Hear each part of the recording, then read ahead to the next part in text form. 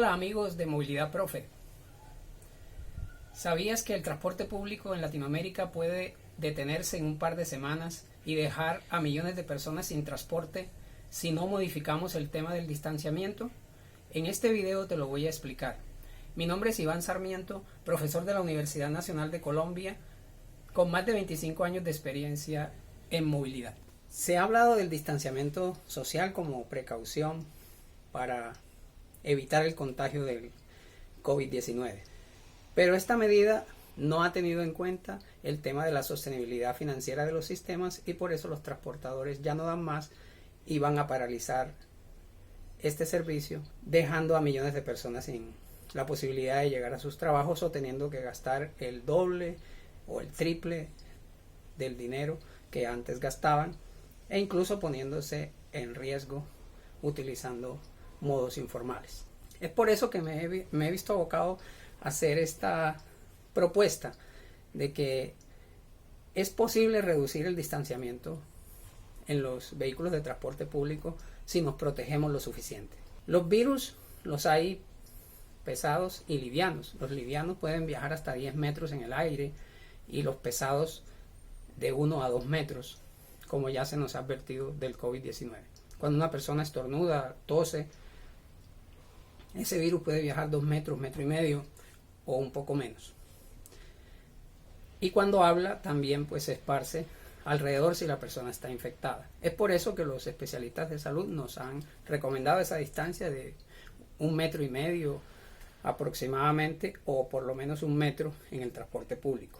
Pero eso, como ya sabemos y expliqué en el video anterior, no permite que los sistemas de transporte operados por operadores privados se puedan sostener y se ven abocados a paralizar. Entonces mi propuesta es que con un kit de protección de un vestido antifluidos, tapabocas, mascarilla, se puedan utilizar todas las sillas del transporte público y algunas personas de pie, llegando a una ocupación entre el 66 y el 70% sin peligro de contagio. Claro que también hay que saberse poner correctamente el tapabocas. ¿Cuál es el problema ahora mismo? Que se nos ha vendido que con el distanciamiento lo solucionamos todo, pero no es así. Si una persona se sube al bus, así el bus esté sanitizado y se le haya hecho la mejor limpieza que se le está haciendo, si una persona sube en este momento y toca el manubrio, toca la agarradera del bus y luego me subo yo y hago lo mismo y toco donde la otra persona tocó, ¿de qué vale el distanciamiento? Que me puedo lavar las manos cuando llegue a mi trabajo o cuando llegue a mi casa 45 minutos después, media hora después. Pero ¿saben qué? Una persona se toca en el día 500 veces la cara y eso es una cuestión involuntaria que no podemos evitar. Ya eso está estudiado por la medicina.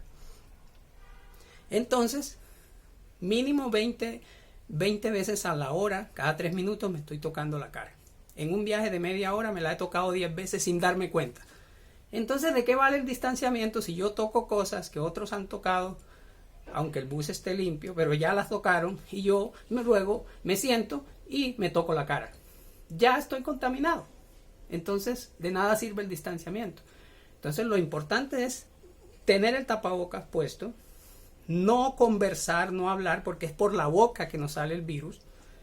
Y también el tener la mascarilla para no tocarse la cara mientras llegamos al destino y nos lavamos las manos. Si cumplimos esas 3 cosas sencillas, un distanciamiento de medio metro, con la mascarilla, con el tapabocas y con un vestido antifluidos, no se nos vaya, y con un gorro, no se nos va a pegar ni en el vestido, ni en la cara.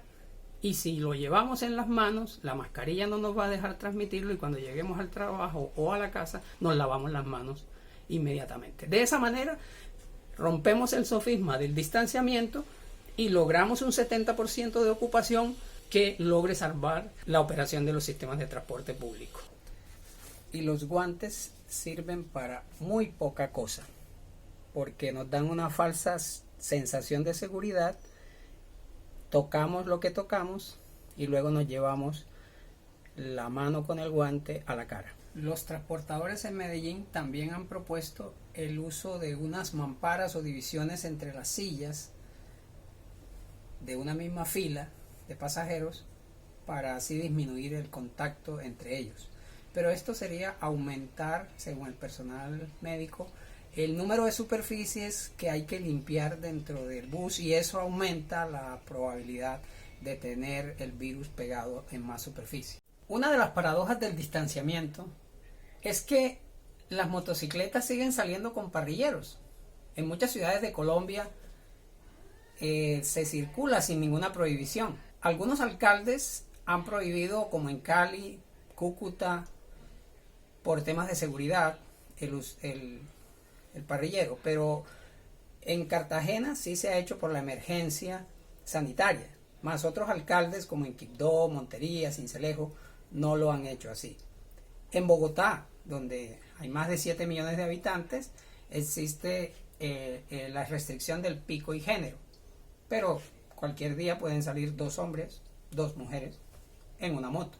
Entonces, en un país que tiene 8 millones de motocicletas, que aproximadamente 4 millones pueden salir cada día por estas restricciones, si un 10% llevan parrillero, entonces tenemos 400.000 parrilleros a diario. Eso sin contar los usuarios que, como no pueden usar transporte público por las restricciones del distanciamiento, se están yendo al transporte informal de la mototaxi. Entonces, ¿por qué el gobierno nacional no prohíbe el parrillero? Desarrollaron una ingeniosa solución para mantener la separación entre el conductor de la moto y el parrillero.